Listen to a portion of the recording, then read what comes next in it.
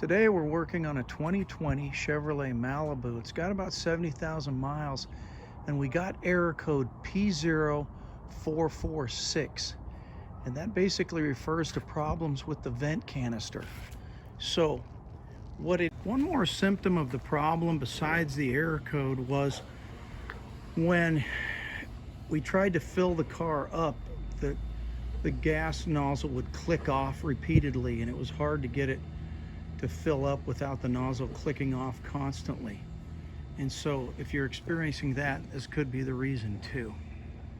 It's this unit right here, and it's mounted on the passenger side of the gas tank. What happens is, the way that it's mounted is when you look up at the gas tank, this is all, you're just going to see the bottom of it, and you're going to see the bottom of this. And if you'll notice, there's a little tab sticking out here. What happens to get this out, you've got to use a screwdriver. You can't really see this or get to it, but you can pry to get this pushed away from the gas tank, and then you force upwards on the bottom of this and it will lift up and off. You can see it's kind of wedged in this part right here of a plate that's holding it. You can lift it up and out, and then you can pull it down. When you pull it down, you can get to all these connectors. There's a bunch of them. You've got this one. This is the vent tube, and it's connected to a hose coming down from where you fill up your gas thing, and it's got a connector on there that's like a clip that goes 3/4 of the way around. You put a screwdriver in, twist it sideways, it opens up that connector, and you can disconnect that. These two have hoses on them too, and you can see from this one, this is how these things connect. In this case, the connector came on and it fits in there, so you have to squeeze these little tabs to get it off. And then if you look underneath of there, you see how those little tabs grab that collar? That's how the connector works on this one. There's a white connector that goes on here, and what happens is these little barbs come and they catch on this. So you've got to get in there with a screwdriver and you've got to lift these barbs out away from this collar, and that will slide off. When you get those undone, there's an electrical connector to undo, and in that case, you can't see it on this side, but there's a red plastic thing that you have to slide back to get out of the way. Then you can push down on a tab and disconnect that. That comes over to this connector, and so it's just a really short little piece, and what it does is it connects into this solenoid. This fits in there. You can see it slides in there, and then it twists and locks into place right here.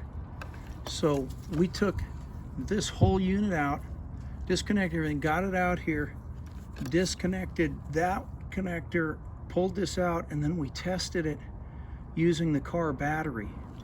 And you'll see in the other part of the video, see how that plunger is stuck in the middle. So this one's bad. We're going to put a new solenoid in here, connect it all together, and put it back in the car.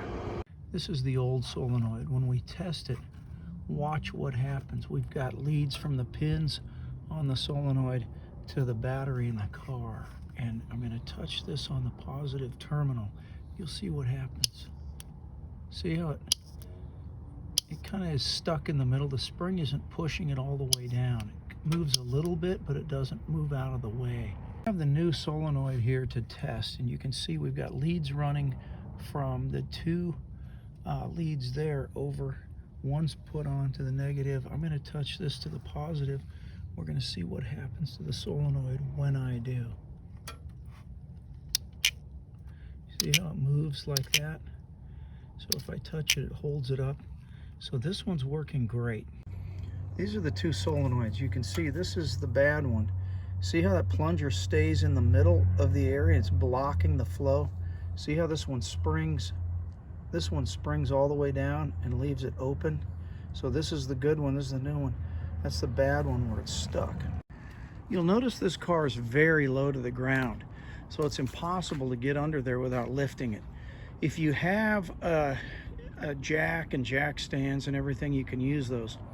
But alternatively, you can use ramps, and we'll show you how to do that. You can use 2 ramps on this side to get the car up. If you don't even have ramps, one thing that works is you just drive it over to the curb, and you drive these 2 wheels up on the curb, and it gives you enough room you might be able to slither under there and get to it. You'll notice we have the ramps angled because the ramp doesn't fit underneath the car, so you have to angle the front wheel, and then you slowly back up onto it, and it should ride up onto both of them at the same time to the point where it stops like that. I'm under the car, and you can see this is that white plate that box interfaces to, and so you can see that it slides down and fits into these grooves right here. That little tab catches in this box up here, so you've got to pry it away from that and then lift it up and out of this V-shaped grooves. These are the hoses that connect. This is the one I was telling you about. So you've got to use a screwdriver and get these little tabs to go away from that collar. You can see they're barbs, and they slide over and catch on that collar. You've got to take a screwdriver and just move these back so you can get it off of there. And then you can see this one is the one that fits on that blue one that I showed you that's blue. Same thing, there's barbs, they catch on there, and you just squeeze it to get the barbs to go past that so that the hose will come off. The other hose is actually over here. I think you can see it right here. See that red one? See how I lifted that up? When you lift that red part up, then the hose will slide out of there. Then to put it back, you just push it in there and snap that red thing back down. And then the only other thing was this electrical one. You can see how I slid that red part back, and then you squeeze that little tab just below it and it will unclip, and you can take that apart. So at this point, we're going to put the new solenoid in and then just come connect all these. Luckily, connect them all while it's down here.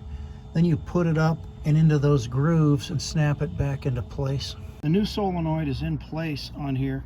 It's put in, it's turned down, and then it clips down in here. You can see the electrical connector is added. All it does is come over here. This is the one that will plug into the harness on the car. It's gassing up now, and it's not kicking off at all, so that definitely helped.